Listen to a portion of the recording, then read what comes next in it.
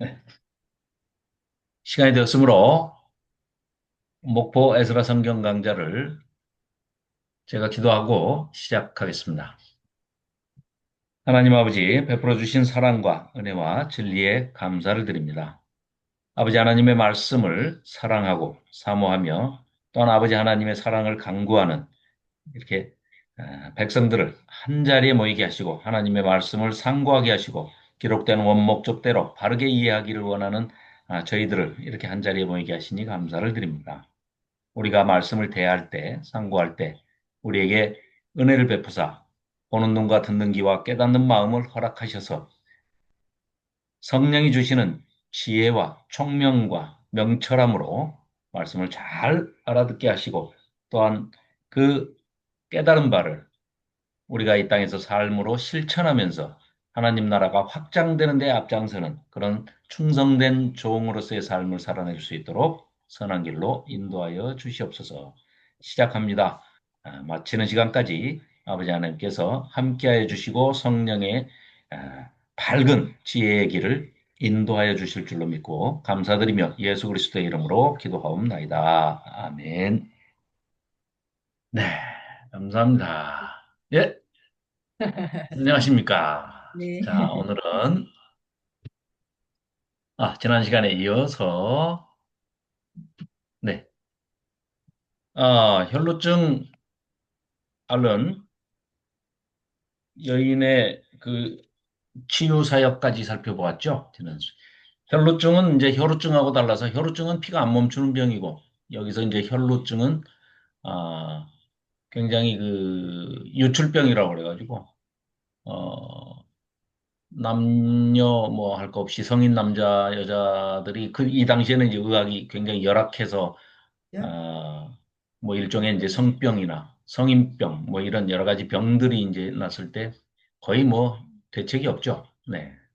그런 상황에서 아, 놀라운 이야기가 이제 여기 이렇게 끼어드는데 보면 지금 야이로 회당장인 야이로가 자기 딸이 지금 다 죽어가니까 예수님께서 좀 고쳐주십사 해가지고 예수님을 발견하고서는 그 앞에 땅에 엎드려서 발 아래 엎드려서 간곡히 해당장이 구하죠. 그게 지금 5장 22절 23절 내용인데 내 어린 딸이 죽게 되었사오니 오셔서 내 딸에게 손을 얹으사 이 말은 이제 안수하셔서 그로 그 딸이 제 딸이 구원받게 도와주시옵소서, 이제 구원해 주십시오 하고 매달리죠. 그래서 가시는데 갑자기 25절에, 5장 25절에 이 이야기가 끼어드는 거죠. 갑자기 혈루증을 앓는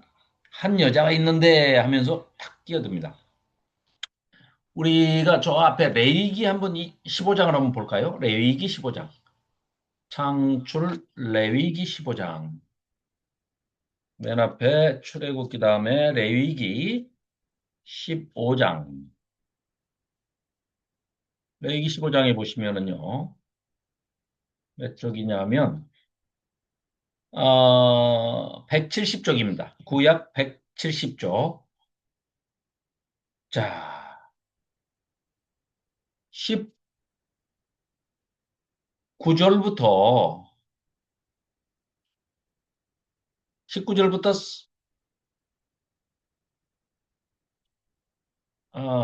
25절부터요. 조호연 집사님께서 마이크 켜시고 15장 25절부터 33절까지 한번 읽어 주시겠습니까?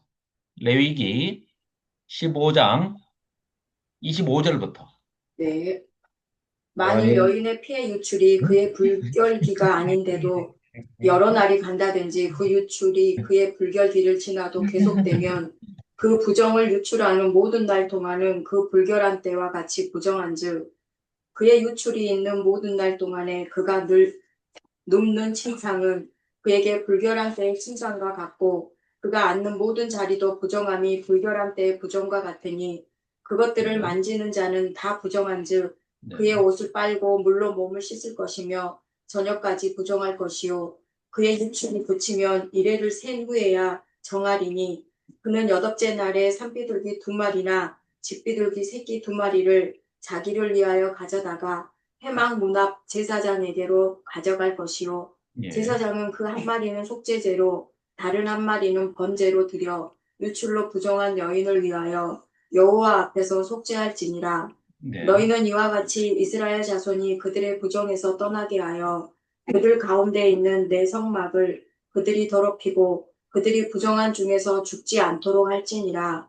이 규례는 유출병이 있는 자와 설정함으로 부정하게 된 자와 불결기에 앓는 여인과 유출병이 있는 남녀와 그리고 불결한 여인과 동침한 자에 대한 것이니라.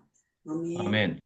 네, 조호연 집사님께 부탁을 했는데 늘 송은영 집사님께 제일 먼저 부탁을 드렸기 때문에 송은영 집사님께서 아, 손흥민처럼 나타나서 먼저 골을 그랬어요. 넣으셨습니다. 그랬으면 잘하셨습니다. 저한테 아니, 아니, 하지 마요. 잘하셨어요. 네, 죄송합니다. 아유, 잘하셨습니다. 자, 네, 김경희 집사님 자리에 앉으세요. 자, 네, 아주 잘하셨습니다. 방금 그 레이기 우리 15장에 읽었듯이요. 자, 이게 유출병이거든요. 혈루증이라는 거는 이제 셀루자. 그러니까 피가 막 새는 거예요.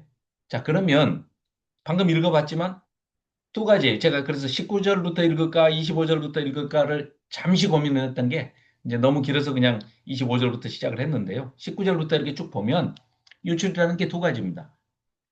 어, 출산을 위해서 여성의 그 몸에서 난자가 배란되는 그 배란기. 하영자 전도사님 어서 오십시오. 그래요. 네네네. 다음 주에, 네. 다음 주에 성경 강좌가 시작이죠? 네네. 월요일부터. 네. 어, 저, 저도 월요일 날, 이렇게 다 있지는 못하고, 월요일 날 잠깐 응원차 찾아뵙고, 아, 김명주 목사님은 저하고 따로따로 가기로 했습니다. 아, 바쁘신데 오실 수 있나요? 아유, 뭐 바쁠 것도 없습니다. 근데 아니, 참석을 해서 사회를 딱 하면 좋은데, 아이고, 네. 네, 김성국 목사님도 좀 뵙고 이렇게 하면 좋은데, 하루만, 네, 네. 참석하겠습니다. 네. 많이 참석하셨습니까? 아니요. 예. 좀, 지난번보다는, 예, 지난번에는 네. 아주 많으셨는데, 네네. 아까 네네. 이민구 목사님하고 잠깐 말씀 나눴는데, 이민구 목사님도 참석하신다고 그래서, 네. 네. 아이고, 그래요. 예, 응원 착하겠습니다. 자, 그래서 이 유출병은 이제 그 생리 기간도 포함해서 방금 지금 우리 마가복음 5장에서 살펴보는 12해 동안 12년 동안 혈루증을 알아온 그 여인. 그렇죠? 그래서 이게 불가촉 병에 대해서 레위기 15장 19절부터 33절까지의 그 정결 규례가 나와 있습니다. 우리 방금 네. 읽었죠? 송은영 집사님 읽으신 것처럼 자, 이게 어느 정도로 지금 강조를 하고 있냐면 굉장히 이때는 이제 의료 지식이라든가 의료 기술이라든가 이런 게 뭐 없지 않습니까? 전혀 없기 때문에 거의 뭐 전무한 상태죠. 그러다 보니까 이런 병으로 많이 죽는다는 거죠. 그러면 특히 이 병을 이렇게 신경을 쓰시는 이유는 레위기를 읽어보면요. 벌써 이 레이기법을 주실 때는 3,500년 전 아닙니까? 지금으로부터. 그럼 3,500년 전에는 전염되는 것을 막는다는 것은 굉장히 어려운 시대고 치료가 안 되고 전염이 되면은 많은 사람이 죽는 병이기 때문에 전염병에 굉장히 하나님께서 신경을 쓰십니다. 한마디로 요즘 말로 얘기하면 위생, 보건에 굉장히 신경을 쓰시는 거죠. 전염을 차단하기 위해서. 자, 그러다 보니까 특히 생명과 관계되는 생산을 해야 되고 임신, 출산, 뭐 분만 이런 모든 문제와 결부되는 것에 대해서는 단호하게 또 아주 청결하게 위생적으로 보건위생을 잘 관리할 것을 명하시는 게 레위기에 많이 들어 있습니다. 그 대표적인 게 지금 여기 15장에서 우리가 살펴보는 유출병이 있는 사람들에 대해서 쭉 설명을 하면서 어떻게 하라고 그러냐면 전염을 막기 위해서 그 피를 흘린 자리에서 사람들이 그 침상이나 의자에 앉았으면 그 의자나 방석을 깔고 앉았으면 그 방석에나 이런 것도 다 부정하다. 이렇게 하고 아예 일주일 동안 아주 조심을 해야만 이래를 센 후에야 정해진다 하고 28절에도 이제 그렇게 얘기하고 있잖아요. 레위기 15장. 그러고 난 다음에 이 유출병을 얼마나 저기 했냐면, 아, 내 기분에 나 다 나은 것 같아요. 멈췄어요. 하고 자기 멋대로 해버리면은 그게 아니었을 때는 또 전염이 되니까 반드시 네가 판단하지 말고 병이 낫고 안 낫고는 네가 결정하지 말고 반드시 제사장에게 가서 보여라. 그러면 제사장에게 전문적인 그 어떤 의료 지식은 없다 하더라도 제사장의 직무 중에 하나로 이렇게 부여를 해주시고 하면은 이런 경험을 이제 많이 쌓지 않겠습니까? 제사장이. 그러다 보면 그 제사장이 진단을 바르게 할 수가 있는 거죠. 그래서 아, 너는 완치됐다, 나았다 하고 판정을 하면 그 판정하는 그게 뭐냐면 죄사함의 선포식 똑같습니다. 그래가지고 제사 지낼 때처럼 집비둘기나 산비둘기, 비둘기의 종류입니다. 가난한 사람들은 그런 것들을 가져다가 제사장한테 가져가면 한 마리는 속죄제로 또 다른 한 마리는 번제로 불에 태워서 이제 이렇게 바친다는 거죠. 하나님께 제사로. 또 유출로 부정한 여인을 위해서 여호와 앞에서 속죄제를 지내고 번제를 지내서 죄사함을 선포해라. 이 말은 아, 이 사람이 전염병이 있었는데 전염이 잘 되는 질병에 걸렸는데 이 사람도 그렇게 전염이 됐는데 제사장이 하나님이 주신 율법에 비추어서 판단을 했을 때 나았다, 완치됐다, 즉 죄사함을 받았다 이렇게 선포를 하면 공식적으로 이 사람은 사회에 다시 타박받지 않고 이 지금 여기 마가복음에 나오는 12년 동안 이 혈루병 가지고 얼마나 고생을 했겠습니까? 그래서 이제 이런 선포식이 있다. 그리고 아예 이렇게 엄하게 지금 얘기하고 있죠. 자, 다시 돌아옵니다. 마가복음 5장으로 다시 돌아왔습니다. 그래서 이제 이 여인이 26절, 26절 앞에 화면 보시면은요. 네. 많은 의사에게 많은 괴로움을 받았다고. 의사가 치료를 해준 게 아니라 의사가 많은 괴로움을 줬답니다. 이게 파스코라는 단어를 쓰고 있는데요. 헬라어로. 고난을 줬다는 얘기입니다. 의사도 멍터리 의사죠. 뭐 이때는 의학 지식도 없고 그러니까 이 말은 뭐냐면은요. 오히려 그런 자리에 있는 사람들이 어렵고 힘든 고난당하고 질병으로 인해서 고통당하고 있는 이런 사람들을 섬기고 돌봐주는 게 아니라 돈만 뺏어먹고 치료도 안 되게 하고 사기치고 예, 못 살게 굴었다. 이 얘기를 지금 강조하고 있는 겁니다. 그래서 많은 의사가 많은 괴로움을 주었다는 거예요. 그래, 그럼으로 인해서 또 병 치료한다고 있는 거 재산 다 통통 팔아가지고 쓰다 보니까 가진 것도 다 허비해가지고 이제 먹을 것도 잘 없는 그런 입장에 처했다는 거죠. 그래서 아무 효험도 없고 도리어 그 병이 더 심해져 가고 있던 차에 예수님의 소문을 듣고 무리 가운데 끼어 뒤로 와서 그의 손을 옷을 대니 이건 지난주에 했잖아요. 근데 왜 다시 제가 말씀드리느냐? 지난주에 시간이 돼가지고 중간에 끝쳤는데 여기 12회라고 12년이 나오죠. 조금 이따 보면은요. 야이로의 딸도 12살 먹었다 하고 일부러 12라는 숫자를 강조를 합니다. 그 얘기는요. 12라는 숫자는 유대인을 상징합니다. 유대인을.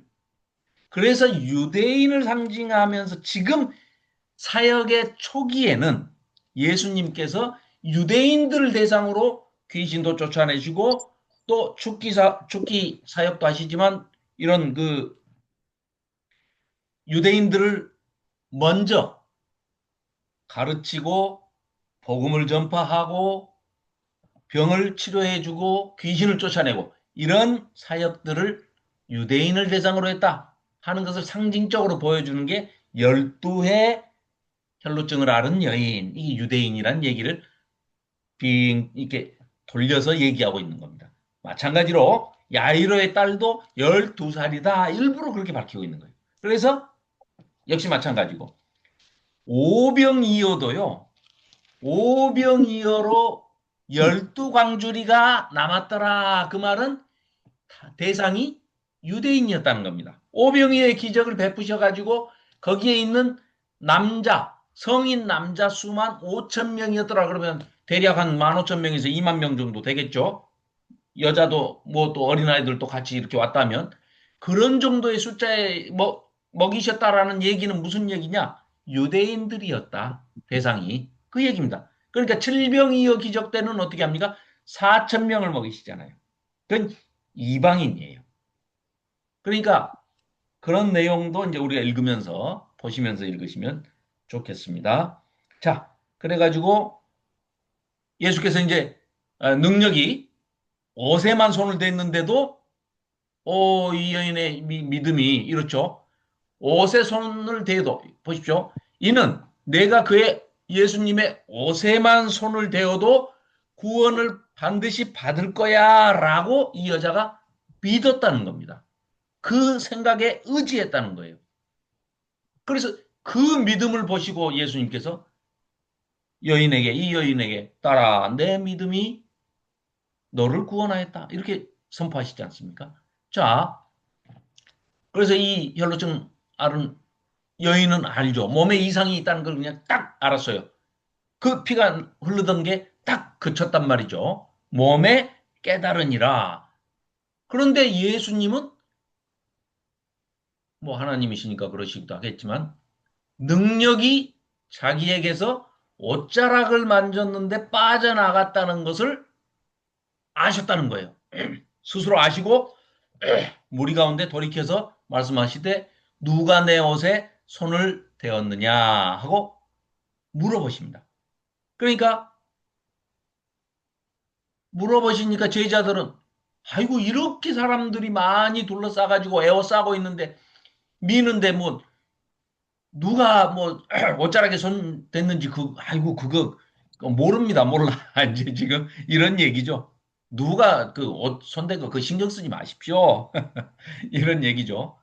그러니까 예수님께서 이 일을 행한 여자를 보시려고 삥 한번 둘러보시며 여자가 예수님께 이루어진 이 일을 알고 두려워서 떨어요. 왜 두려워서 떤다고요? 이게 어디 가서 드러내놓고 얘기할 만한 그런 병이 아니에요. 유출병이고 이게 성병의 일종이고 뭐 남편으로부터 옮았던 어쨌든 아무튼 이런 전염병에 몹쓸병에 또 남한테 밝히지도 못하고 이 치료도 잘 안 되는 전염성이 강한 이런 병이기 때문에 불가촉이라 누굴 접촉하면 안 돼요. 그러니까 몰래 이렇게 하는데 자기 믿음만 가지고 예수님께 나와서 이렇게 했는데 두려워서 떨죠. 그러니까 이제 이 여인의 태도를 보십시오. 그 앞에 엎드려 모든 사실을 여쭈니 뭐 이게 좀 번역이 좀 매끄럽진 않아요. 여쭌다는 거는 그냥 말씀드렸다는 거예요. 예. She told him the whole truth. 모든 이루어진 사실, 진실, 사건의 실상, 진상을 그대로 말씀드렸다. 이런 뜻입니다. 뭐 여쭈 그러니까 이게 옛날식 고어식 우리 표현이죠. 여쭈어 아래대 머리 이게 공손한 태도로 경어로 이제 존댓말로 이렇게 번역을 한다고 이렇게 모든 사실을 여쭈니 이렇게 돼 있는데 이건 그냥 자초지종을 말씀드렸다는 거예요. 솔직하게 있는 그대로 진실되게 말씀을 드렸습니다. 그랬더니 예수님께서 따라 내 믿음이 너의 믿음이 너를 구원하였으니 평안히 가라. 네가 병에서 놓여 건강할지어다. 이 얘기는 지금 아까 우리 방금 살펴본 게 뭐였죠? 레위기 15장에서 방금 살펴보니까 이 여인은 12년 동안 혈루병을 앓았기 때문에 이제 이게 나았으니까 이제 제사장한테 가서 선포식을 이제 번제랑 속죄제를 드리면서 선포를 받아야 될 거 아닙니까? 제사장 진찰을 받아야 되죠. 근데 예수님께서 친히 그 자리에서 구원을 선포하시고 죄사함을 선포하시죠. 대제사장으로 오셔서 이 일을 여러 사람이 보는 앞에서 온 무리 앞에서 유대인들을 대상으로 해서 대제사장의 역할을 선포하시는 겁니다. 놀라운 장면입니다. 그리고 대상은 유대인이다. 그거는 뭘로 우리가 힌트를 어, 받아서 안다고요? 12라는 숫자, 12회. 그 다음에 야이로, 야이로의 딸의 나이. 또 그러니까 초기 사역에는 대상이 다 유대인이었다. 유대인에서 이제 점점 확장해가지고 이방인으로 넘어가죠.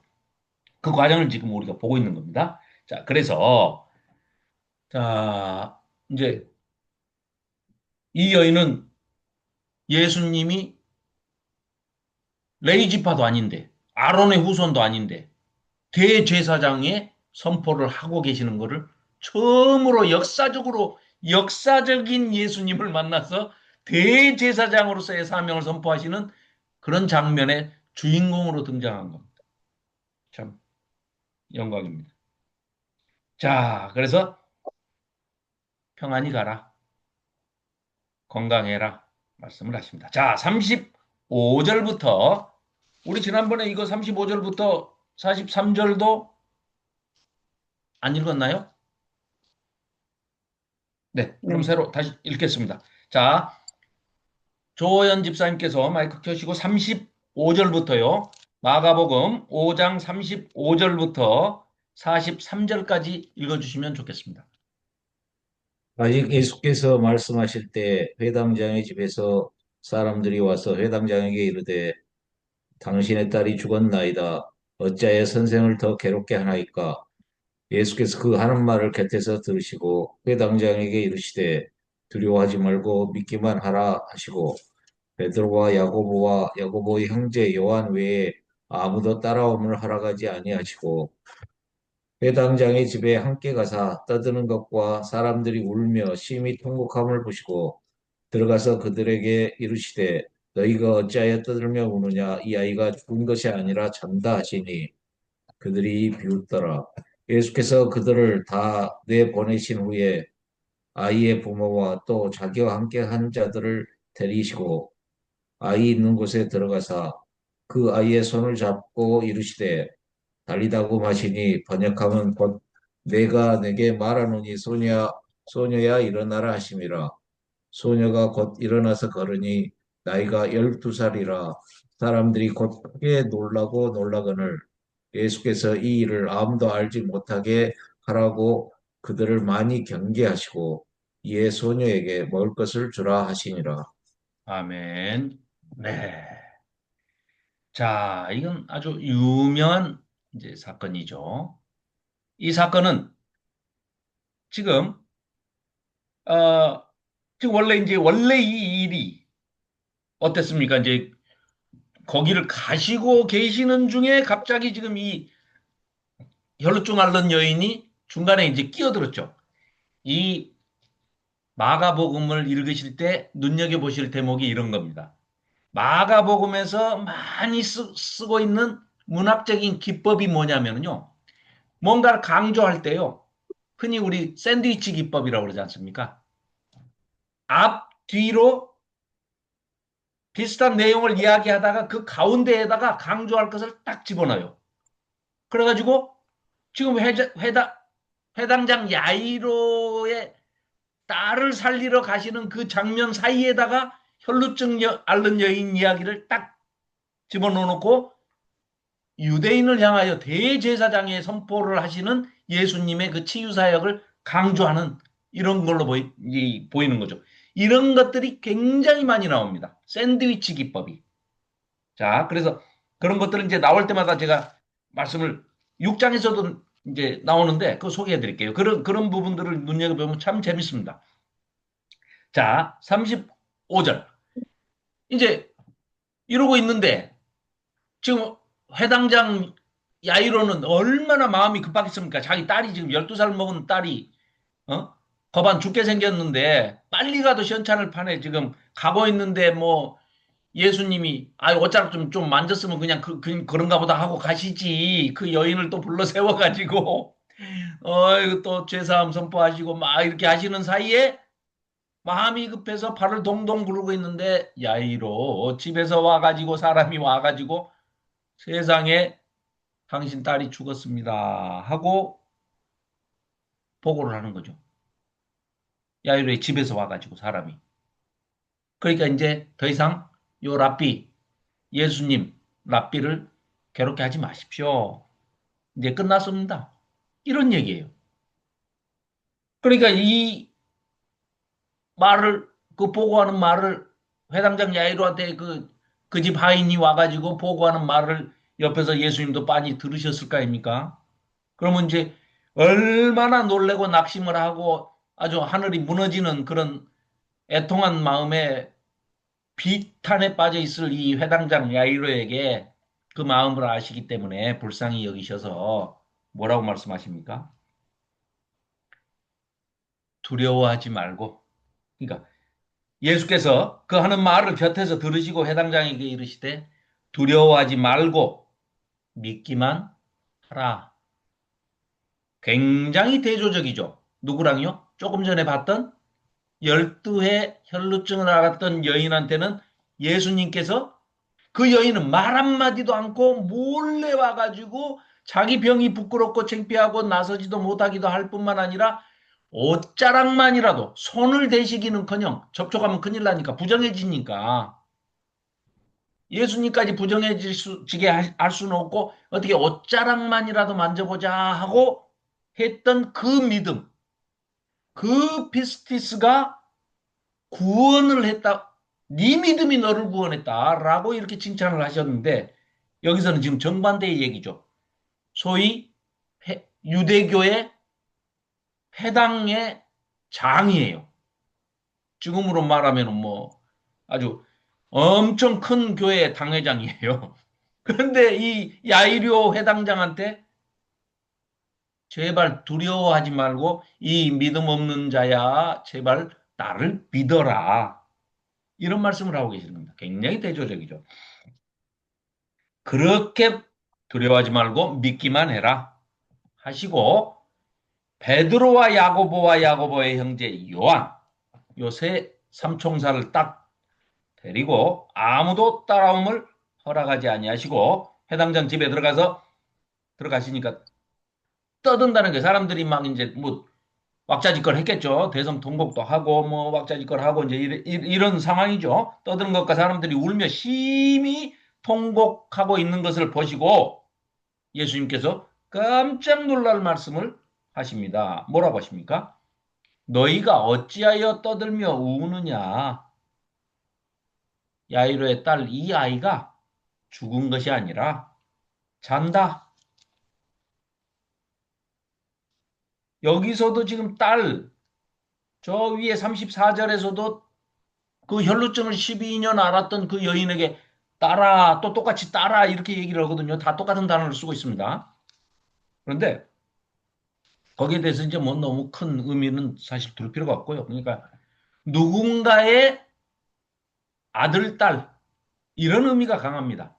조상의 딸, 조상의 아들 이런 거죠.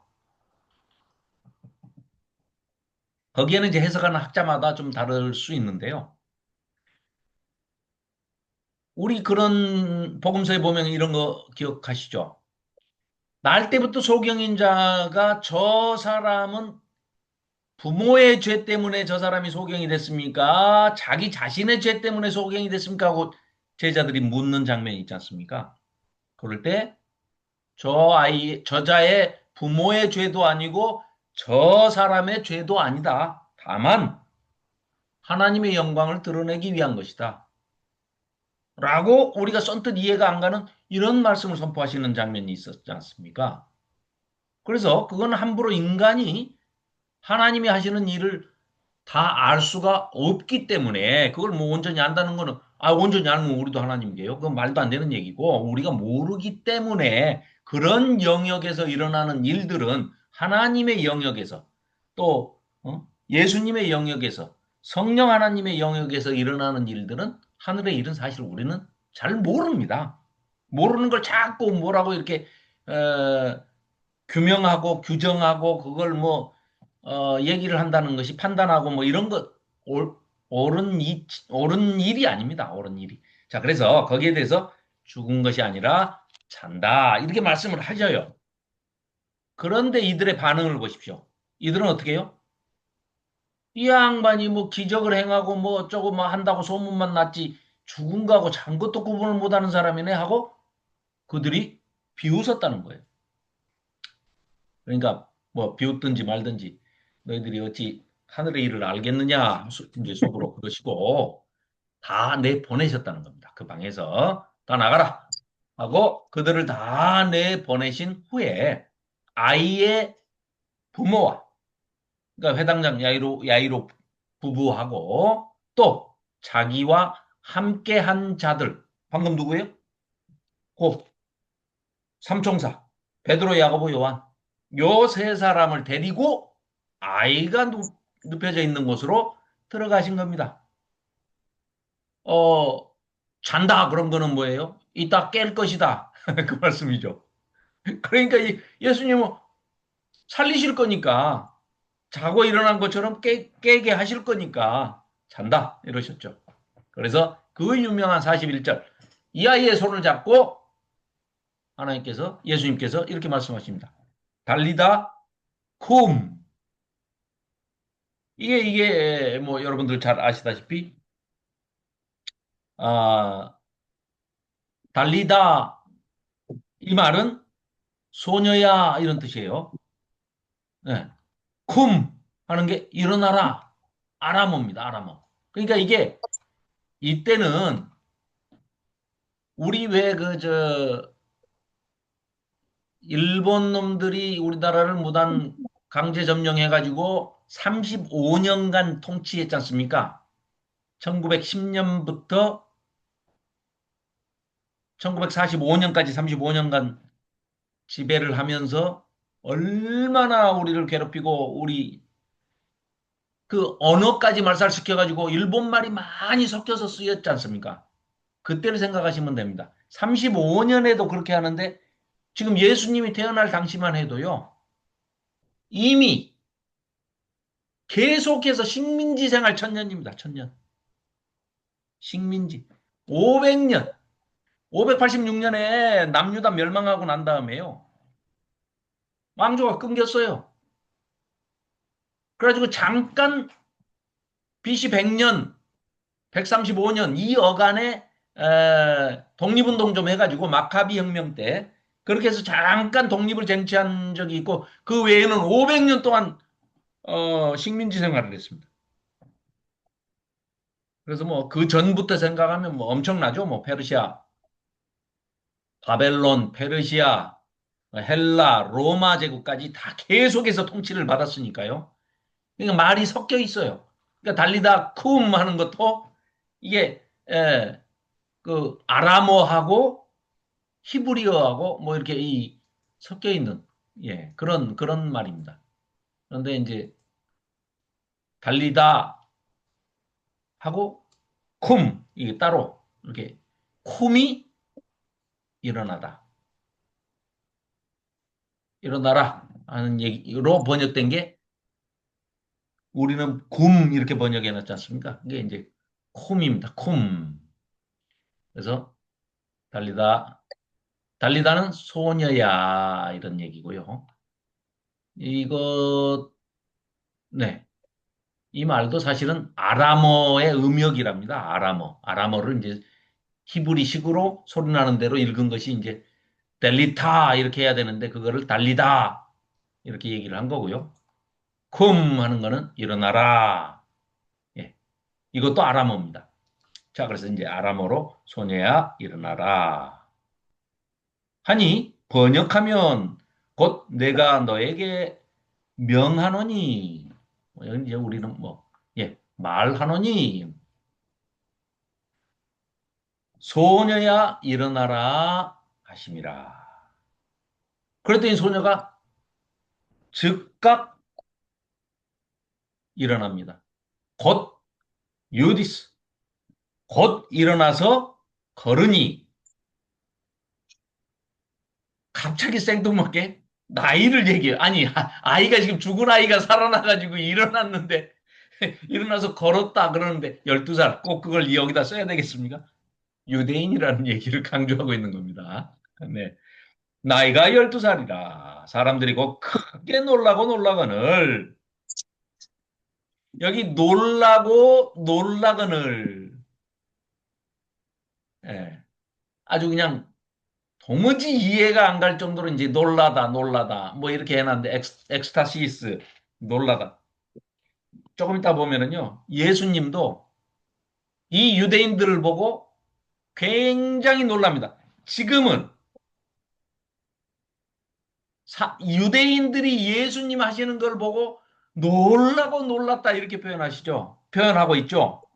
반대로 예수님이 어떨 때 예수님이 이상하게 여기셨다, 뭐 기이하게 여기셨다 이렇게 번역을 해놨는데요. 그게 예수님도 놀라고 놀랐다. 왜?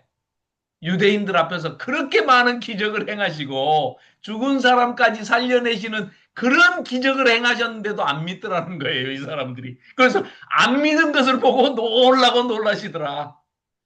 이렇게 뭐라고 그럴까요? 아이러니 좀 대꾸대조 방식으로 이렇게 글을 쓰고 있는 것을 볼 수가 있습니다. 자, 그래서 크게 놀라고 놀랍니다. 그래서 예수께서 이 일을 아무도 알지 못하게 하라고. 지금 사역 초기시기 때문에 이게 이제 널리 소문이 빨리 퍼지면 예수님 사역에도 좀 지장이 있지 않으실까 뭐 이렇게 생각을 하셔서 이제 이렇게 경고를 하시는데요. 그러거나 말거나 원래 이 인간들은 악해가지고 이거 이런 말하지 말아라 그러면은 더 빨리 얘기하고 싶죠. 그래가지고 내가 꼭 너한테만 얘기하는데 너만 알아라 그러면서 미주알 고주알 다 얘기해 주죠. 제가 그래요. 예. 비밀이야 그러면서 김경희 집사한테 다 얘기해 줍니다. 송호영 집사가 말이야 저잘저잘저잘 하면서 막 다 얘기해요. 그러니까 예수님은 빨리 소문 내라 이 말씀 뭐 이 말씀을 그렇게 하셨는지도 몰라요. 그래서 아무도 이 일을 알지 못하게 해라. 그러면서 가로 열고 그러면 너희들이 더 많이 떠들고 많이 알리겠지. 뭐 이러면서 많이 경계하시고 이에 소녀에게 먹을 걸 줘라. 그렇죠? 12살이니까 얼마나 이쁘겠습니까? 먹을 걸 줘라. 이렇게 말씀을 하십니다. 자, 6장입니다. 6장 넘었습니다. 6장에 이제 제자들을 부르셔서 이제 파송하시는 이런 장면이고, 고향에서 이제 배척을 받으시는 장면인데요. 자, 6장 1절부터 6절까지 김경숙 집사님께서 마이크 켜시고요. 예, 읽어주시면 고맙겠습니다. 네, 1절부터 6절. 예수께서 거기를 떠나사 고향으로 가시니 제자들도 따르니라. 안식일이 되어 해당에서 가르치시니 많은 사람이 듣고 놀라 이르되 이 사람이 어디서 이런 것을 얻었느냐?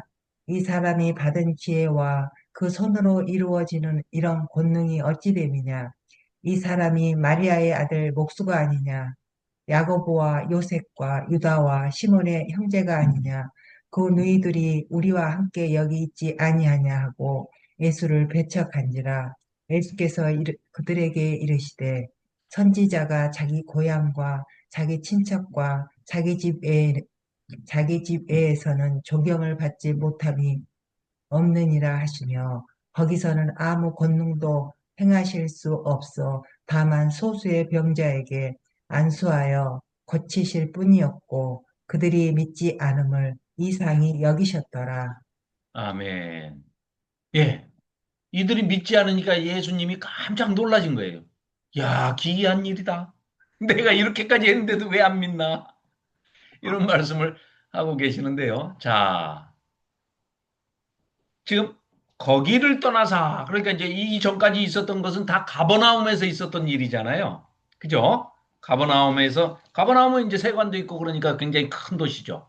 그 큰 도시에서 이제 사역을 마치시고 고향으로 가자 해서 이제 고향으로 가신 거예요. 거기를 떠나서 고향인 갈릴리로 오십니다. 자, 그래서 나사렛 뭐 도시 이름이 그때 인구가 뭐 한 500명 정도 됐다라고 지금 뭐 고증학에서는 얘기를 하는데 뭐 알 수는 없죠. 뭐 아무튼 뭐 옛날이니까 그렇게 큰 많은 인구가 사는 그런 큰 도시는 아니었던 것 같아요. 그래서 이제 안식일이 거기서 자기 고향 마을에 이제 가셨어요. 안식일이 돼가지고 회당으로 가셔서 가르치십니다. 그런데 이제 우리 흔히 봤지만 마가복음은 베드로복음서다. 뭐 익히 잘 알고 있죠. 베드로가 이제 경험했던 것을 베드로의 수행원이었던 마가한테 이제 마가가 통역도 하고 수행원이었고 그러니까 뭐 얼마나 많이 들었겠습니까? 그래서 이제 에, 마가가 다 알고 있는데 마가는 그 현장에 있지 않았기 때문에 베드로가 기억하는 것만 토대로 해서 이제 이렇게 기록을 하니까 내용이 없어요. 마가복음의 특징이 그겁니다. 많은 말씀을 가르치셨더라. 끝. 무슨 말씀인지 내용은 없습니다. 왜요? 베드로가 틀림없이 졸았을 것입니다. 아니면 기억력의 한계든지. 아무튼 많이 놀랐다. 많이 가르치셨다. 그 가르침이 얼마나 놀라운 것인지, 어메이징한지 이 사람들이 깜짝 놀랐다. 이러고 말아요. 그런데 그 내용에 대해서는 다른 데를 가보시면 많이 나와요. 왜냐하면, 자, 다른 복음서, 누가복음 4장, 잠깐만요. 네. 누가복음 4장 16절 한번 보실래요? 뒤에 94쪽.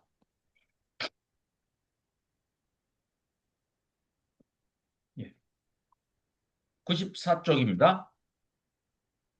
예, 제가 이제 14장부터 한번 봐볼게요. 이때가 이제 갈릴리에 오셔가지고 여러 회당에서 이제 가르치시기 시작하는 겁니다. 그래서 14절, 누가복음 4장 14절, 예수께서 성령의 능력으로 갈릴리에 자기 고향 동네입니다. 나사렛 마을에 그 갈릴리 오셔가지고 여기저기 돌아다니시니까 이제 그 소문이 사방에 퍼졌어요. 그러니까 친히 그 여러 회당에서 가르치십니다. 안식일 날.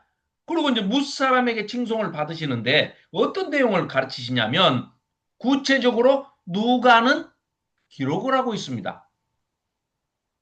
누가는 이방인이에요. 헬라 사람이에요.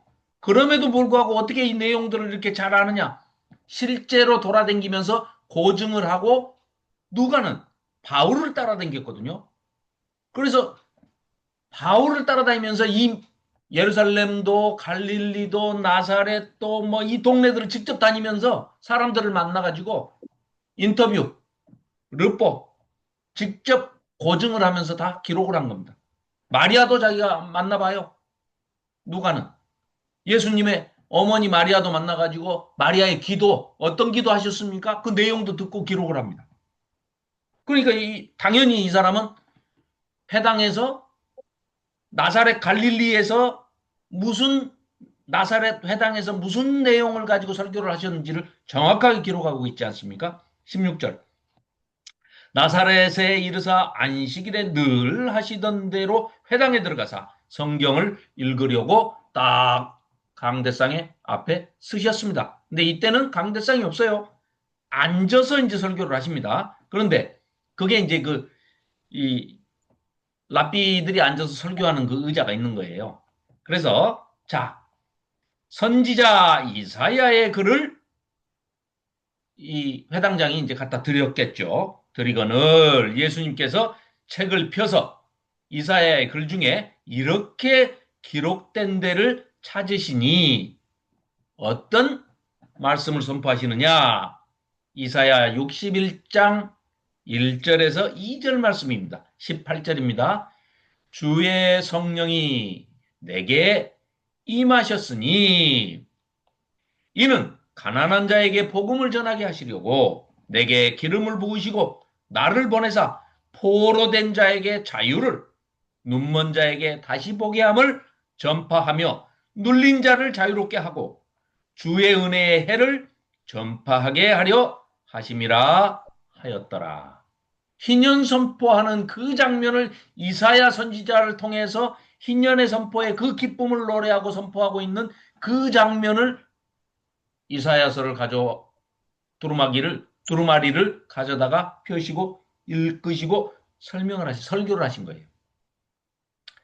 20절 책을 덮어 그 맡은 자에게 주시고 앉으시니 회당에 있는 자들이 다 주목하여 보더라. 그러니까 첫 말씀이 뭡니까? 딱 말씀 봉독해 놓으시고 하시는 말씀이, 이에 예수께서 그들에게 말씀하시되 오늘 하나님이 내게 주신, 또 너희들에게 주신 이 말씀은 바로 이사야 선지자를 통해서 하신 말씀이다 하면서 그런 뜻으로 뭐라고 표현하십니까? 이 글이 오늘 너희 귀에 응하였느니라 라고 선포를 하십니다. 말씀 선포죠. 하시되 그들이 다 그를 증언하고 그 입으로 나오는 바 은혜로운 말을 놀랍게 여겨. 이 사람들은 예수님이 놀라운 이런 설교 말씀을 하시니까 놀래고, 예수님은 하나님이신 예수님이 오셔가지고 이런 놀라운 말씀을 하시는데도 안 믿은 걸 보고 놀라시고 이런 내용입니다. 이런 내용. 자, 그래서 놀랍게 여겨 이르되 이 사람이 요셉이 아들이 아니냐. 여기는 분명히 요셉의 아들이 아니냐 이렇게 돼 있습니다. 그런데 오늘 우리가 읽은 데서는요, 요셉의 아들이 아니고 마리아의 아들이라고 그래요. 똑같은 장면을 지금 설명하고 있는 거거든요. 누가복음 4장에서 방금 읽은 게 지금 마가복음 6장을 그대로 똑같은 장면을 구체적으로 지금 누가가 설명을 하고 있는 것인데요. 여기서는 요셉의 아들이 아니냐 이렇게 얘기를 해요. 이게 맞는 말입니다. 요셉의 아들이 아니냐. 만일에 요셉이 죽고 없어도 유대인들의 어법에는 누구네 집 아들 할 때는 반드시 그 집 아버지나 할아버지, 조상들의 이름을 얘기하면서 하지 엄마의 이름을 얘기하면서 하는 경우는 없습니다. 그러면 다시 돌아와서요. 6장, 마가복음 6장으로 돌아왔습니다. 보십시오. 방금 읽었듯이 3절에, 그러니까 2절에 이제 우선 자기들이 보니까 다 알잖아요. 누군지를. 예수님이 누군지를 다 알잖아요. 누구 집 아들인지를. 그런데 깜짝 놀란 거예요. 이 사람이 누군지 우리가 다 아는데, 2절. 이 사람이 받은 지혜와 그 손으로 뭔가 기적들을 막 이루는데 그런 권능이 도대체 어디서 어떻게 나오는 것이냐? 이게 어찌된 일이냐? 하면서 하는 얘기가, 우리 다 알잖아. 저 젊은 친구가 이 사람이 말이야. 마리아의 아들 아니냐? 그러니까 마리아의 남편인 요셉이 죽었거나 살아있다 하더라도 이렇게 표현하면 안 되는 거예요. 그런데 일부러 지금 과부가 된 그 어머니를 들먹거리면서 마리아의 아들 아니냐. 굉장히 비하하는 발언입니다. 한국에도 뭐 한 100년 전쯤에도 그런 게 있었죠. 자녀의 잘못이 아니잖아요. 아버지가 빨리 돌아가셔가지고 홀 어머니가 자녀들을 키운 게 그 자녀들의 잘못이 아니잖아요. 그런데도 무슨 아주 그 고약한 말이 있었죠. 생겨났죠. 뭐라고요? 호로 자식이다.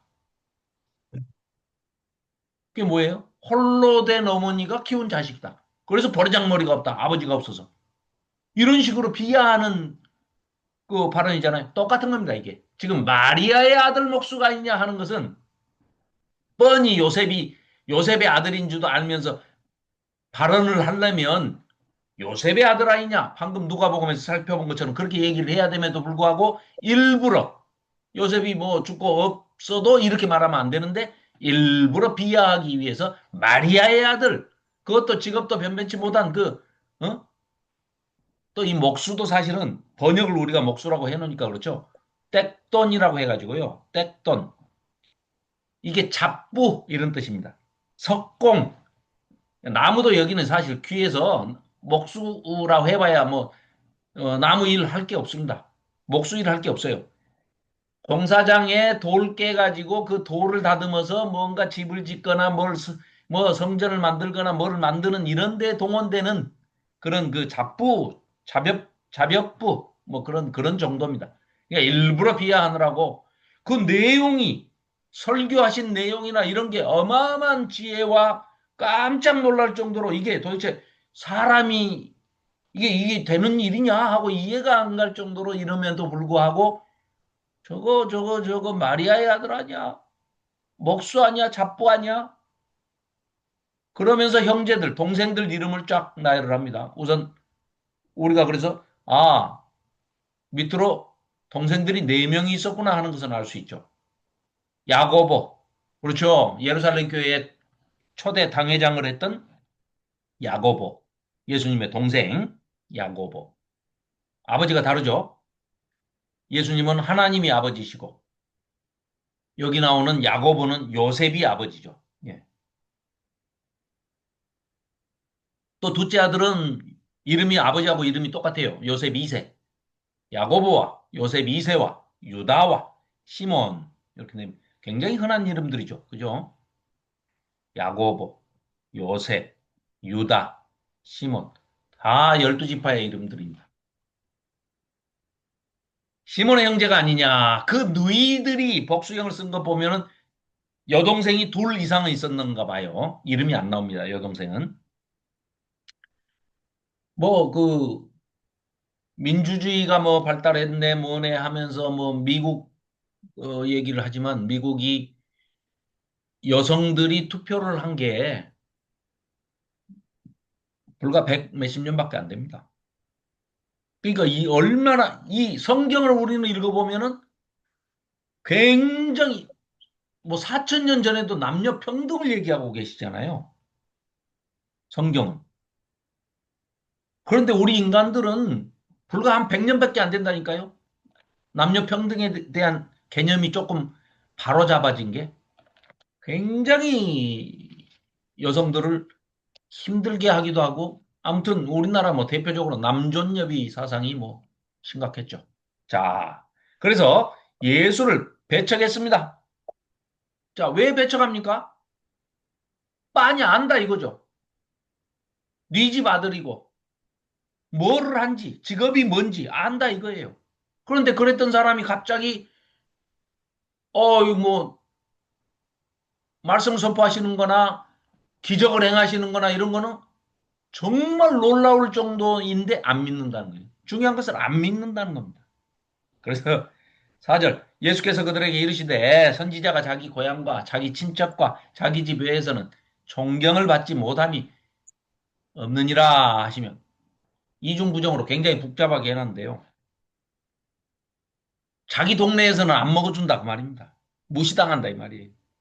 차라리 모르는 데 가서 하면 괜찮은데 아는데 사실은 제가 제일 뭐 목사님들 이렇게 여러분이 계셔도 그 강의하는데 전혀 부담이 없는데요.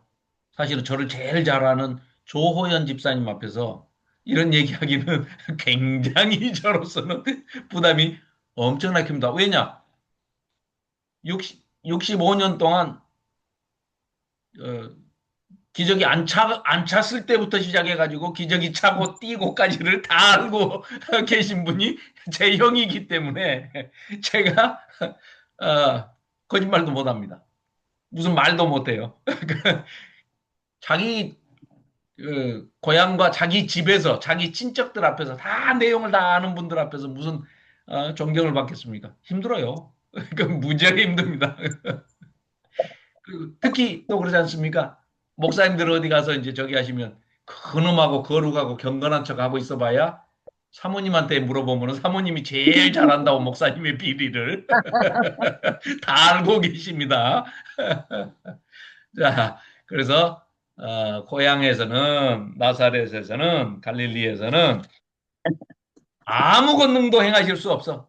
해도 헤이 저 뭐 마리아의 아들 아니야? 뭐 이래버리니까 무슨 하나님의 아들이야? 뭐 우리가 다 봤는데 마리아가 나는 거 막 이래버리니까 도무지 안 되는 겁니다.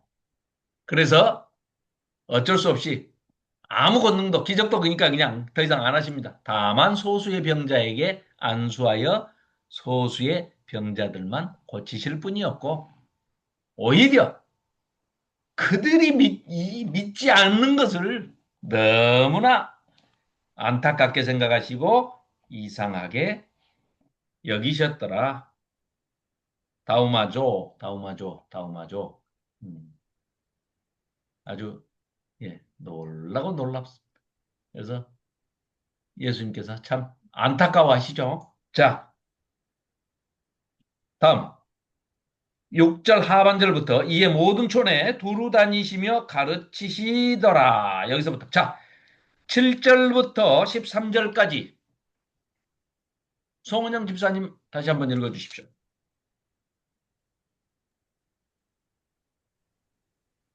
열두 제자를 부르사 둘씩 둘씩 보내시며 더러운 귀신을 제어하는 권능을 주시고 명하시되 여행을 위하여 지팡이 외에는 양식이나 배낭이나 전대의 돈이나 아무것도 가지지 말며 신만 신고 두버럭도 입지 말라 하시고 또 이르시되 어디서든지 누구의 집에 들어가거든 그곳을 떠나기까지 거기 유하라.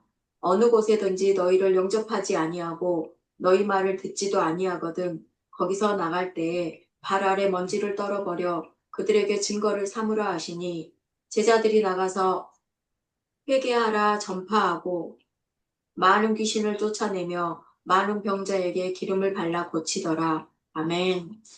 자, 13절까지 읽으시고요. 송은영 집사님께서 그대로 넘기셔가지고 30절 이어서 한번 읽어보십시오. 30절만요. 예, 30절. 사도들이 예수께 모여 자기들이 행한 것과 가르친 것을 낱낱이 고하니 자, 방금 13절과 30절을 이어서 읽으면 딱 맞아 떨어지는 얘기거든요. 그죠? 예. 둘씩 둘씩 짝지어서 파송하셨어요. 그러니까 이 사람들이 나가가지고 제자들이 회개하라, 회개하라 하고 전파했어요. 12절. 그 다음에 13절에 많은 귀신을 쫓아내며 많은 병자에게 기름을 발라가지고 또 병도 고쳤어요. 그리고 30절로 가서 사도들이 예수께 모여가지고 이제 전파하러 선교하러 나갔다가 전도하러 나갔다가 다시 와가지고 예수님 앞에 와가지고 자기들이 행한 것과 사람들에게 전도하고 가르친 것을 낱낱이 고했어요. 딱 맞아 떨어지죠. 그 말은 무슨 그러니까 말이겠어요? 선교 보고하는 거죠. 예, 선교 보고하는 건데 14절부터 그러면은 29절까지가 엉뚱한 이야기가 지금 여기 삽입돼 있다는 얘기예요. 아까 말씀드렸죠. 무슨 얘기예요? 샌드위치 기법. 선교 훈련시키시고 둘씩 짝지어가지고 전도하라고 내보내는 요 일 가운데에다가 딱 14절부터 29절까지 아주 강조하고 싶은 얘기를 마가가 딱 집어넣는 거예요. 앞뒤로 딱 감싸면서. 무슨 얘기냐? 세례 요한이 얼마나 억울하게 순교했는가를 그 내용을 이 제자들이 전도 사역을 가는 그 얘기 가운데에다가 딱 넣어놓고 강조하고 있더라. 아까도 그랬죠. 야이로의 딸을 살리러 가시는데 그 가운데 정말 믿음 좋은 12년 동안 혈루증을 앓았던 옷자락에 손만 대도 나을 것이다라고 믿고 와서 몰래 와서 예수님의 뒤편에서 옷자락에 살짝 손을 대고 나왔던 그 여인. 그 여인의 믿음을 강조하기 위해서 그 가운데에다가 딱 그 이야기를 넣어놨던 것처럼 구조를 지금 6장 7절부터, 그죠? 7절부터 이 전체를 전체까지 해서 14절부터 29절에다가 딱 세례 요한의 죽음을 거기다가 넣어서 강조하고 있다. 요 생각을 가지고 읽으시면 좋다. 이런 얘기입니다. 이제 충분히 이해되시죠? 네. 자, 그러면 이제 모든 촌에 두루 다니시면서 이제 가르치십니다. 자, 그런데 이 제자들을, 12제자를 불러가지고 둘씩 둘씩 짝을 지어주십니다. 그럼 12명이면 6팀, 2명씩. 자, 왜 2명씩 보내느냐? 거기에는 아주 뭐 여러 가지 이유가 있을 수도 있겠지만 제일 중요한 이유는 두 가지입니다. 첫째, 혼자 있으면 증인이 안 돼. 내가 봤어요. 거짓말하고 있네. 아, 봤다니까요. 이 사람이랑 같이 봤어요. 그래? 이거 우리나라, 아니, 한자 속담에도 이런 말 있죠. 삼인성호.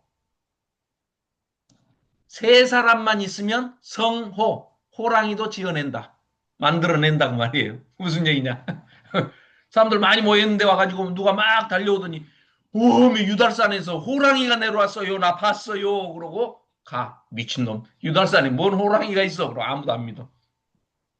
1분도 안 돼가지고 또 어떤 사람이 뛰어오더니, 오메 유달산에서 주차장이 있는데 호랑이가 나타났어요. 난리 났어요. 하고 가.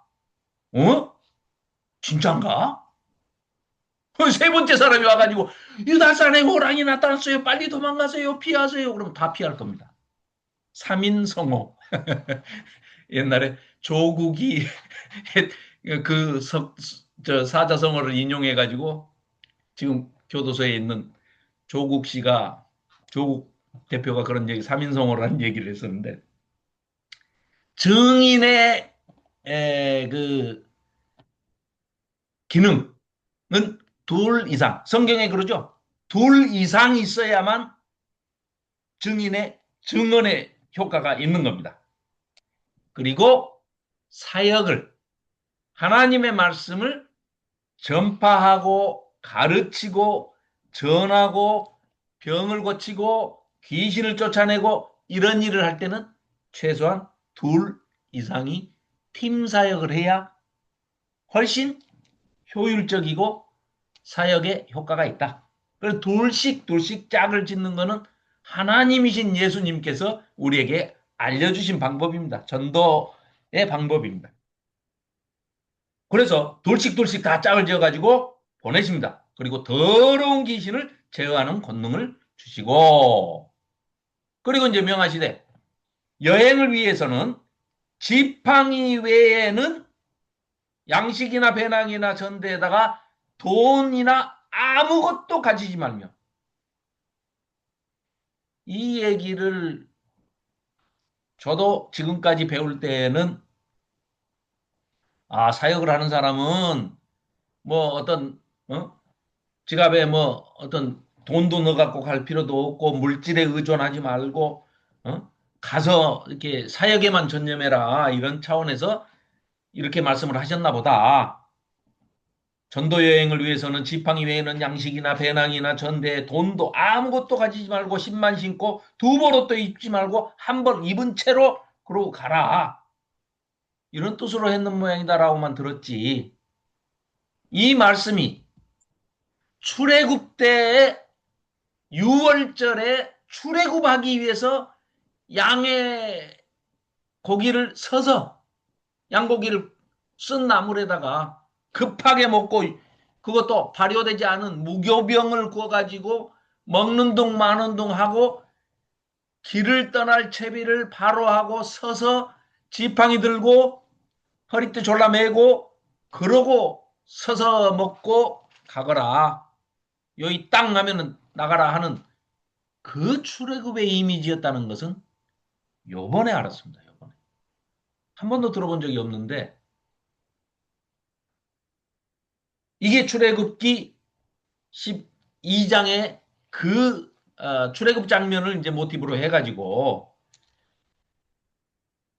이 예수님께서 오셔가지고 전도를 하러 나가는 너희들이 지금 종되었던 애굽에 종살이하던 그 애굽에서 자유자로서 아까 희년 선포 예수님이 갈릴리에서 회당에서 선포하실 때 이사야서 61장 1절 2절 말씀을 선포했지 않습니까? 우리 살펴봤지 않습니까? 희년 너 노예살이 했지? 이제 해방 너 자유야 자유자야 정체성을 완전히 바꿔놓는 너희들은 지금까지 사탄의 마귀의 귀신들의 종노릇하던 그런 노예 신분에서 이제는 완전히 하나님이신 예수님이 오셔가지고 자유를 선포하시고 너희들은 이제는 정체성이 마귀의 자식이 아니라 하나님의 성령의 자녀다. 정체성을 바꿔주기 때문에 너희들은 이제 지금부터 성전 짓는 자로서 하나님의 다윗의 후손으로 오신 예수님의 그 선포 다윗의 아들 다윗의 후손이라는 뜻이요. 다른 거 아니죠. 성전을 다윗이 짓겠다고 했더니 하나님께서 뭐라고 그러십니까? 네 마음은 알겠다. 네가 나를 사랑하는 거 내가 그거면 충분하다. 됐다. 다만 네 아들이 그 아들이란 뜻은 후손이란 뜻도 있습니다. 그러니까 네 후손이 다윗 너의 후손이 그 성전을 지어야만 된다. 그 속에 우리 여기 계신 분들이 다 들어있는 겁니다. 저를 포함해서. 그러니까 우리는 다윗의 후손으로서 성전 짓는 자가 돼서 예수님이 오셔서 뭐를 가르쳐 주신 겁니까? 너희들이 성령이 거하는 너희 몸이 성령이 거하는 성전이다. 네가 성전이다. 그러니까 네가 아예 희생제물로 바쳐진 나를 예수님을 내 살을 뜯어 먹어라.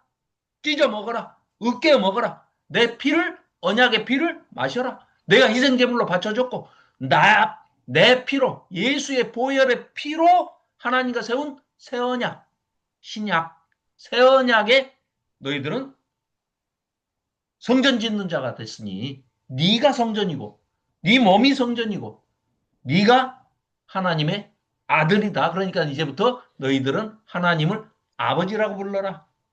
이렇게 선포해 주신 거 아닙니까? 그런 내용이 지금 여기에 이 제자들을 파송하면서 예수님께서 하신 그 말씀에 들어있다는 얘기입니다. 자, 그래서 10절, 9절 보십시오. 그래서 이런 건 아무것도 갖지 말라는 겁니다. 가지지 말고 이제부터 너희들은 완전히 신분이 달라졌다. 신분이. 그래서 잠깐만요. 신명기 8장. 네. 자, 신명기 8장 4절. 구약 신명기 274쪽입니다. 274쪽. 신명기 8장 4절에 보시면은요. 274쪽.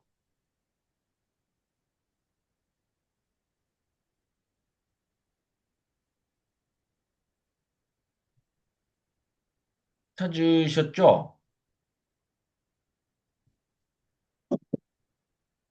예.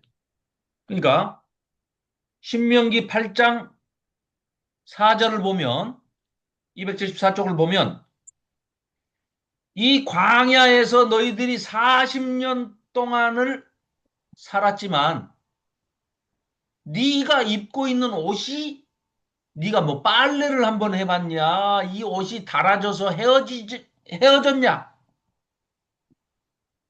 너희들이 신고 있는 그 샌들 신발이 뭐 신발이 없어져서 헤어져서 떨어졌냐?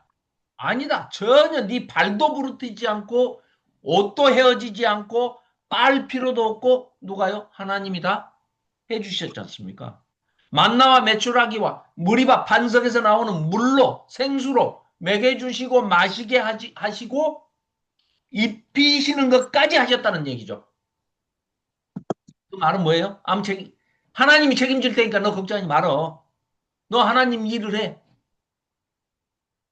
하나님이 명하시는 그 일을, 예수님이 오셔서 명하시는 그 일을 제자들 너희들은 그냥 사역에만 전념해라. 그러면 내가 어떻게 광야에서 너희 조상들을 내가 책임졌던 것처럼 내가 책임져 줄게. 하나님이 책임져 줄게. 그 선포입니다. 그러니까 지금 여기도 신만 신고 두벌 옷도 입지 말아라. 아무것도 가질 필요도 없다. 기왕에 그 앞에 99페이지 한번 보실래요? 출애굽기 12장. 자꾸 왔다 갔다 해서 죄송합니다만은 그 앞에 출애굽기 12장 99쪽을 보시면 11절. 딱 이걸 보면 지금 마가복음 6장에서 12제자들 둘씩 보내시면서 여행을 위해서는 지팡이 외에는 양식이나 배낭이나 전대, 돈이나 아무것도 가지지도 말고 신만 신고 두벌 옷도 입지 말아라 라고 한 이 내용이 방금 읽은 신명기 8장 4절 말씀과 출애굽기 12장 11절 말씀이 두 개를 합해 놓은 거예요.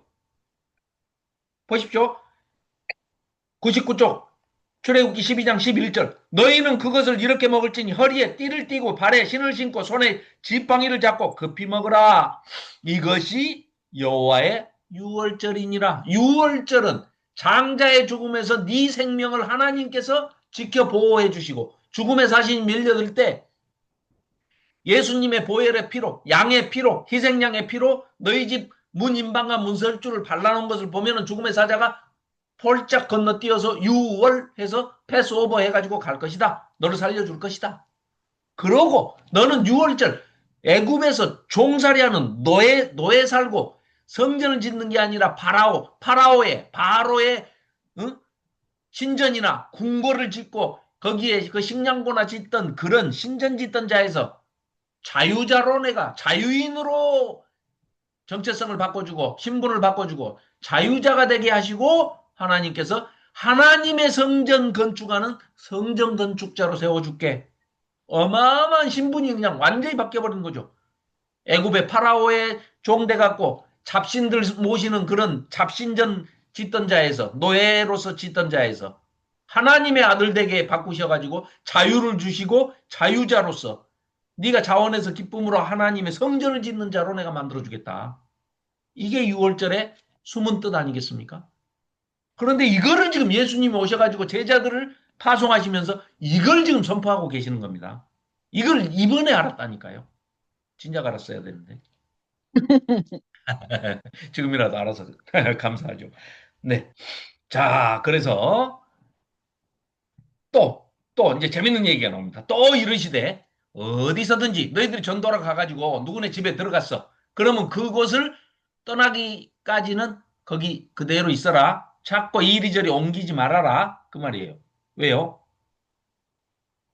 제가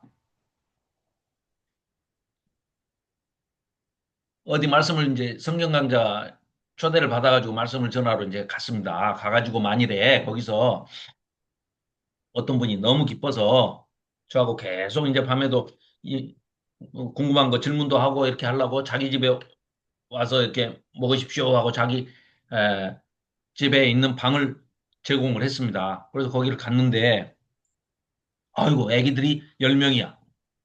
화장실은 하나야. 너무 불편해. 그래가지고 막 이러도 저러도 못하고 하룻밤은 잤어요. 그런데 둘째 날은 이제 그 집에 다시 들어가서 또 자려고 그러니 화장실 급해도 갈 수가 없어. 애들이 10명이라. 그러고 있는데 그 옆집에 큰 집에 88평짜리에 사는 사람이 와가지고 우리 집은 방이 8개요. 화장실도 8개요. 그러니까 우리 집으로 오시오. 그러니까 아이고 감사합니다 하고 글로 가면 첫날 방을 제공한 사람이 상처를 받지 않겠습니까? 그 얘기입니다, 지금. 네가 지금 말씀 전하러 네가 지금 6월절 네 목숨 살려가지고 지금 출애굽을 했는데 광야에 나왔는데 거기서 광야에서 중국집 메뉴 뭐가 좋아요? 피자는 뭘로 시킬까요? 뭐 이거 메뉴 걱정하고 있는 거하고 똑같은 거예요. 그럼 하지 마라. 전혀 그런 거 신경 쓰지 마라. 그러니까 어느 집에 너를 가면 그 집에 누구의 집이 됐든 형편이 어떠하든 환경이 어떠하든 그 집에 들어가면 어떻게 하라고요? 그 동네를 떠날 때까지 그 집에 그냥 있어. 화장실이 없는 집이어도 그냥 있어. 그 말씀입니다. 배려하라는 겁니다.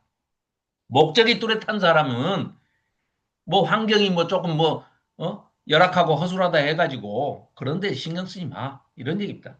어느 곳에서든지 너희를 영접하지 않냐고 너희 말도 듣지도 않냐.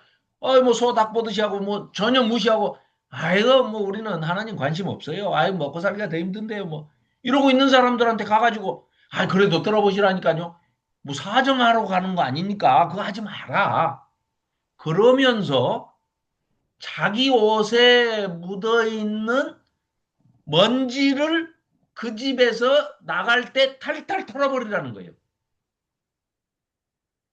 이거는 그 이스라엘에 가서 텔아비브 공항에서 한국 사람이 먼지를 탈탈 털고 있으면 유대인들은 다 압니다. 저 사람 뭐 하고 있는지. 복음 전하러 왔는데 복음을 안 들으니까 저 사람이 지금 성경에 나와 있는 대로 그 악한 땅에 그 땅에 있는 티끌마저도 내 몸에 붙여서 나는 가지 않겠다. 탈탈 털어버리고 간다. 이겁니다, 이거. 그래서 그들에게 증거를 삼게 해라. 모든 악한 것은 여기 난 다 내 몸에 티끌도 붙이고 가지 않겠다. 털어버려라. 그래서 이제 이런 얘기를 하고 있는 겁니다. 자, 그래서 제자들이 전도를 어떻게 하느냐 나가가지고 회개하라고 외칩니다. 회개하라고 외쳤던 사람 뭐 유명한 사람 세례 요한 있죠. 회개하라 전파하고 많은 귀신을 쫓아내며 많은 병자에게 기름을 발라 이때는 뭐가 없기 때문에 올리브유를 많이 이렇게 도포해서 뭐 뭐죠? 소독도 하고 뭐 이렇게 병균 침투되는 것도 막고 뭐 이제 이런 식으로 기름을 많이 도포했다고 그래요. 그래서 기름을 바르고 그 위에 이제 하나님의 능력과 권능을 주셨기 때문에 치유 사역이 많이 일어나게 했다는 거죠. 지금도 선교사님들 얘기를 들어보면 의료 환경이 굉장히 열악한 오지나 미개국에 문명이 발달하지 않은 그런 곳에 선교를 가신 분들한테는 그분들이 기도만 해도 막 병들이 많이 낫는다. 그냥 비일비재하답니다. 왜? 하나님께서, 성령님께서, 예수님께서 그런 곳에서는 반드시 그런 기적이 일어나게끔 그게 꼭 필요하니까 절대적으로 필요한 데지 않습니까? 지금 여기는 어떻습니까? 이렇게 살기 좋은 나라 지금 대한민국에서는 그런 기적이 전혀 필요가 없죠. 네. 오히려 그런 기적이 일어나면 악용할 위험만 있지 네. 아무 도움이 안 돼요. 아프면 바로 병원 가면 되고 뭐 보험회사 전화하면 되고 뭐 119 전화하면 바로 외용 하고 오는데 뭐 기적이 일어날 필요가 없는 거죠. 필요성이 전혀 없다는 거죠. 집사님, 네, 이 시대에 이렇게 귀신 들린 이야기가 참 많이 나오잖아요. 맞습니다. 네, 네. 귀신 들린 자들이 이 네. 시대에 특히 더 많았을까요? 아, 병든. 이겁니다. 제가 숫자를 세어보지 않아서 그것은 모르겠습니다만은 지금이 더 많아요. 귀신 들린. 아, 그 말은, 그 말은 확실하죠. 왜? 인구가 어마어마하게 많으니까.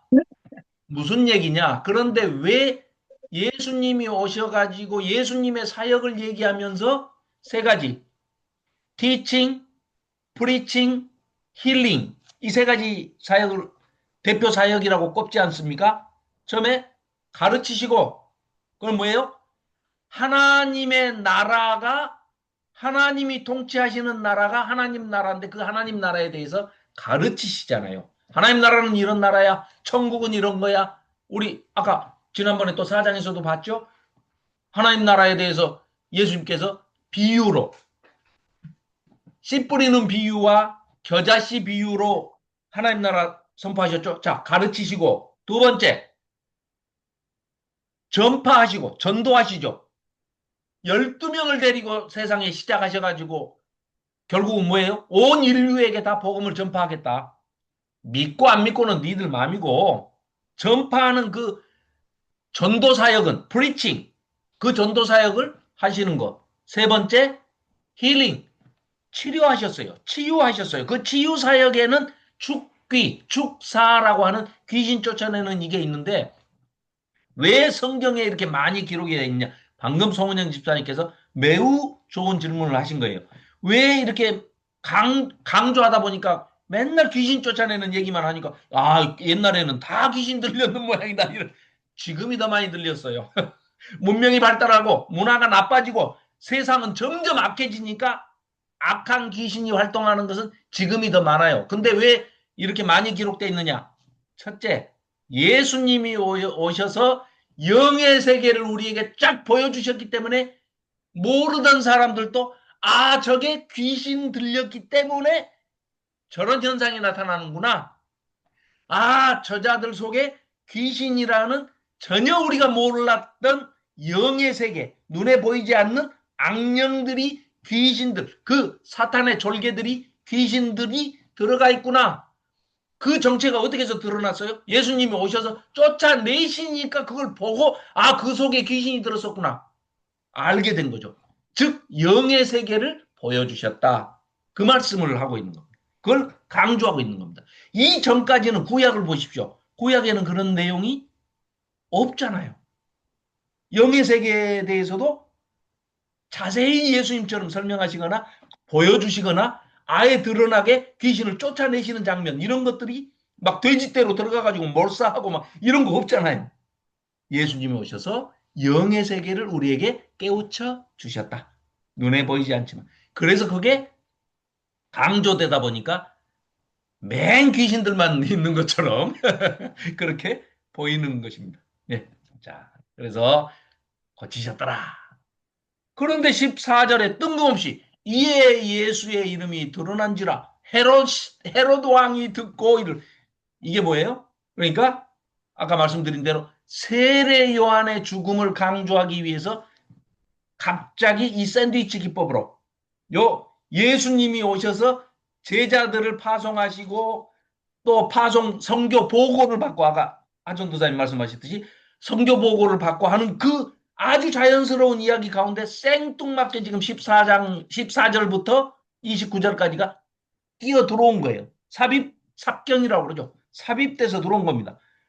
헤롯 왕이 등장을 해요. 이 헤롯은 누구냐면은 그 예수님 태어났을 당시에 어린아이들 2살 이하의 어린아이들을 모두 잡아 죽여라 했던 그 헤롯은 헤롯 안티파테르예요. 헤롯 안티파테르. 그 아들들이 있는데 그 헤롯은 BC 4년에 죽었어요. 역사에 기록이 돼 있어요. 그러니까 예수님이 그때 2살이었다면 최소한 예수님은 BC 6년 내지 7년에 태어나신 거예요. 그래가지고 BC 4년에 헤롯이 그 헤롯이 안티파테르가 죽었다. 그러니 너를 죽이려 하는 왕이 죽었으니 고향으로 돌아가라 해서 돌아가는 거예요. 그게 BC 4년이라고 기록이 돼 있어요. 그러니까 예수님은 최소한 BC 6년 아니면 7년에 태어나셨다가 BC AD 30년경에 돌아가셨어요. 그러니까 나이로 따지면 37세 정도? AD 30년에 돌아갔으면 37세 정도 사셨고 AD 33년에 돌아가셨으면 약 40세 정도 사신 거예요. 근데 우리가 착각하고 왜 33세다라고 얘기하는 거는 성경을 읽다 보면 30세쯤에 공생애를 시작하셨고 3년 반 사역하셨으니까 33살에 돌아가신 거 아닌가 이렇게 생각하는데 아닙니다. 틀렸어요. 역사의 기록과 고증을 해서 맞춰보면 BC 6년 아니면 7년에 태어나셨고 돌아가시기는 30년, AD 30년 아니면 33년에 돌아가셨다. 이렇게 보시면 정확해요. 자, 또 그렇다고 해서 뭐 또 막 주장하고 고집할 건 아니죠. 또 모르니까 또 가서 나중에 너 왜 막 그 사실도 아닌데 네가 막 사실인 것처럼 얘기했어 그러면 또 할 말 없죠. 그런데 지금까지 가지고 있는 자료를 비교해 보면 그렇다. 뭐 이런 얘기입니다. 자, 그 헤롯 중에 요 헤롯이 어떤 놈이냐면은 아들이 셋이 있어요. 헤롯 안디바라고 돼 있는 안티파스가 있고 헤롯 아켈라오가 있고 그 아들들입니다. 그 다음에 헤롯 빌립이 있어요. 요 세 아들이 있는데 요 아들들하고의 문제가 지금 14절부터 이제 어떤 놈이 세례 요한을 죽였느냐. 이 정도는 우리가 이제 알고 가야죠. 그죠? 그래서 자, 14절부터 이제 제가 읽으면서 설명을 드리겠습니다. 자, 이에 예수의 이름이 드러난지라 헤롯 왕이 이게 이제 헤롯 안디바예요. 네. 헤롯 안디바가 듣고 이르되 이는 세례 요한이 죽은 자 가운데서 살아났도다. 죽었어요. 죽었는데 살아난 걸로 지금 그래요. 그러므로 이런 능력이 그 속에서 일어나느니라 하고 어떤 사람은 그가 엘리야라. 왜 엘리야라고 그래요? 말라기 끝에 보면 엘리야라 하는 선지자의 대명사 그러면 엘리야. 그렇죠. 율법의 대명사 그러면 모세. 모세 오경 그렇듯이 선지자의 대명사 그러면 엘리야예요. 엘리야. 엘리야는 책을 안 썼어요. 예. 비문서 예언자인데 예언자 선지자의 대표 그러면 엘리야 그래요. 그러니까 내가 엘리야를 보내리라 그랬잖아요. 말라기가 구약 마지막에. 그래서 나타난 사람이 세례 요한 아닙니까? 그러니까 세례 요한이 복장이 엘리야 복장을 하고 나타났어요. 양떼 털옷을 입고 예, 메뚜기가 성청을 먹으면서. 자, 그래서 엘리야라 하고 또, 또 어떤 이는 그가 선지자니 옛 선지자 중에 하나와 같다 하되 헤롯은 듣고 이 말을 듣고 이르되 내가 목벨 헤롯이 죽였어요. 응? 헤롯 안디바가 자기 배다른 동생 빌립 헤롯 빌립의 아내인 헤로디아 지금 좀 있으면 나와요. 그 헤로디아를 데리고 사니까 동생의 부인을 제수 씨를 데리고 산다 해가지고 세례 요한이 막 질타를 했단 말이죠. 헤롯 안디바를. 그랬더니 헤롯 안디바는 두려워서 죽이지를 못해요. 선지자의 대명사고 막 세례 요한이 세례를 베풀고 해서 이제 무서워서 죽이지를 못하는데 이 겁없는 헤로디아가 자기 딸을 시켜가지고 헤롯 안디바 잔치할 때 춤추게 만들어가지고 춤을 추고 거기서 이제 뭐 소원 말해봐라 들어줄게 하니까 겁도 없이 거기서 세례 요한의 목을 쟁반에 담아주라 이렇게 요구를 해가지고 결국은 헤롯 안디바가 세례 요한을 죽이는 대참사가 일어나는 그 장면이 지금 6장 14절부터 29절까지의 내용에 들어있다. 이 말씀입니다. 시간이 다 됐습니다. 실력이 없어도 시간은 잘 지키면 훌륭한 선생이라고 그랬으니까 그 말씀을 명심하고 자, 다음 주에 우리가 헤롯이 세례 요한을 죽이고 그 세례 요한이 어떻게 죽고 그 뒤에 선교복을 받으시면서 예수님께서 무슨 이유로 왜 오병이어의 기적을 일으키시고 또 물 위에 바다를 걸으시는 이런 기적들을 행하시고 보여주시는지 그 이유도 우리가 한번 살펴보면서 계속해서 이어나가겠습니다. 자, 감사합니다. 이상으로 하영자 전도사님의 기도로 오늘 성경 공부를 마치도록 하겠습니다. 희한한데 소리가 들려. 네.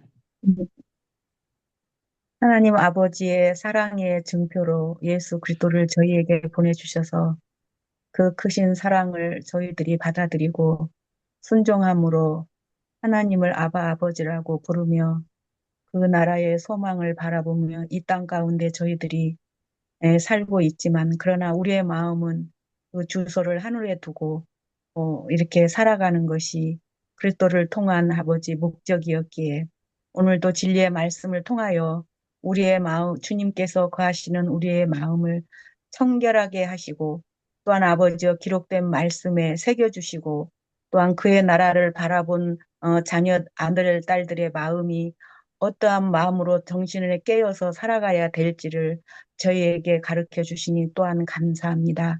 아멘. 각자에게 진리의 말씀으로 마음에 빛을 비춰주셔서 하늘의 주소를 둔 저희들의 마음이 세상의 어떤 것과도 구별되어 주님의 사랑을 변함없이 아버지여 비춰가며 살아가는 저희들 되도록 도와주신 것을 감사드립니다. 아멘. 하나님, 늘 그 빛 대신 말씀이 하늘의 주소를 둔 저희 마음이 늘 주님의 기쁨 가운데 순종하기를 다투어 아버지여 감사함으로 살아내는 저희들 되도록 또한 한 주간도 지켜주시고 이끌어 주시옵소서. 아멘. 감사하며 예수 그리스도의 이름으로 기도드립니다. 아멘. 아멘. 네. 감사합니다. 감사합니다. 늦은 고맙습니다. 시간까지, 예, 들어주셔서 감사합니다. 감사합니다. 수고하셨습니다. 예, 소문영 집사님 수고하셨습니다. 질문해 네, 주셔서 감사합니다. 자, 예, 다음 감사합니다. 주에, 네, 다음 예, 주에 뵙겠습니다. 그 질문 그렇게 자꾸 해 주셔야 됩니다. 그래야 맞아요. 다른 분들하고도 질문을 소통이 해주셔야 돼. 되고 그 질문을 네. 통해서 서로 알게 되니까 좋습니다. 감사합니다. 이민구 목사님, 감사합니다. 자, 안녕히 편한 밤 계세요. 보내십시오. 네, 다음 주에 감사합니다. 뵙겠습니다. 네, 다음 주에 뵙겠습니다. 네, 감사합니다. 네, 감사합니다. 음.